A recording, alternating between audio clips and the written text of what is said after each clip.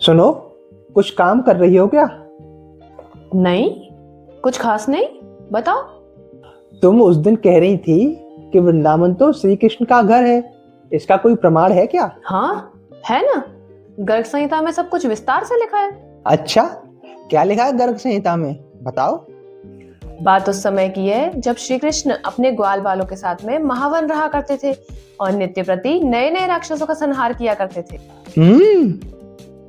तो फिर नंदराज को अपने पुत्र की चिंता हुई। फिर उन्होंने एक सभा बुलाई जिसमें उन्होंने सारे नंद उपनंद सभी बड़े बुजुर्गों को बुलाकर उनसे कहा कि महावन में तो मेरे लाला पे रोज नए संकट आ रहे हैं। अब तो यहाँ पे रहना भी मुश्किल हो गया है। तो आप सब बताइए कि अब क्या किया जाए। अच्छा। हाँ, फिर उनमें से सबसे बुजुर्ग गोप सनंद ने बताया कि हम सबको मथुरा मंडल में एक वन है वृंदावन, वहां जाना चाहिए। हम सब वहां सुरक्षित रहेंगे। अच्छा, फिर? तब सबने पूछा कि वृंदावन कौन सा वन है और इसके क्या लक्षण है। हाँ, तब तो वृंदावन एक सघन वन जैसा ही होगा। हाँ, तब उन्होंने बताया कि जब मैं मथुरा में वासुदेव जी के घर पे गया था तो वहां पे मैंने गर्गाचार्य जी से वृंदावन का महात्म्य सुना था। अच्छा, क्या महात्म्य है? सुनाओ जरा। हाँ, तो बात तब की है जब भगवान विष्णु शंखासुर का वध करके प्रयागराज में आए। वहां सभी देवताओं ने आकर यज्ञ अनुष्ठान किए और प्रभु के कहने पर प्रयागराज को तीर्थराज के पद पर बिठा दिया। तभी से प्रयाग को तीर्थराज कहा जाता है। तभी से गंगा यमुना उनकी सेवा में उपस्थित हो गईं और जितने भी जम्मू द्वीप के तीर्थ थे वे सभी उनके लिए भेंट ले लेकर उनसे मिलने आए। अच्छा। पर मथुरा मंडल का एक भी तीर्थ उनसे मिलने नहीं आया और ये बात नारद जी ने जाकर के उनसे कह दी। अच्छा, मथुरा मंडल से तुम्हारा क्या अर्थ है? उस समय ब्रज का 20.5 योजन भूभाग संपूर्ण मथुरा मंडल कहा जाता था। अच्छा।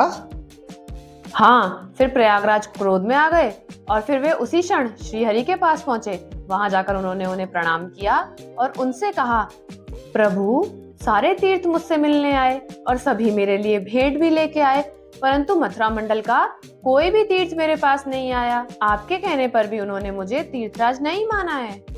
अच्छा, फिर प्रभु ने क्या कहा? तब प्रभु ने कहा कि तीर्थराज, मैंने तुम्हें समस्त तीर्थों का राजा बनाया है परंतु अपने घर का राजा तो नहीं बनाया और तुम तो यहाँ पे आकर मेरे ही घर पे अधिकार जमा रहे हो। तीर्थराज, अब तुम मेरा ये शुभ वचन सुनो और अपने घर को जाओ। मथुरा मंडल मेरा साक्षात परात्पर धाम है, त्रिलोकी से परे है। उस द्वीप धाम का प्रलय में भी संहार नहीं होता है। फिर तो तीर्थराज ने क्षमा मांगी होगी श्रीहरि से। हाँ, फिर वहां से आकर प्रयागराज ने मथुरा मंडल का पूजन किया और वहां उनकी परिक्रमा करी। फिर वे अपने घर को चले गए। अच्छा, ब्रज का प्रलय में विनाश नहीं होता? नहीं, इसके लिए भी एक कथा आती है। अच्छा, इसकी क्या कथा है? वो तो अब मैं आपको फिर कभी सुनाऊंगी। राधे राधे सभी को। कैसी लगी आपको हमारी आज की ये कथा? हमें कमेंट सेक्शन में जरूर बताएं और आगे की कथा के लिए हमारे चैनल को सब्सक्राइब जरूर करें और हमारी वीडियो को लाइक एंड शेयर जरूर करें। धन्यवाद।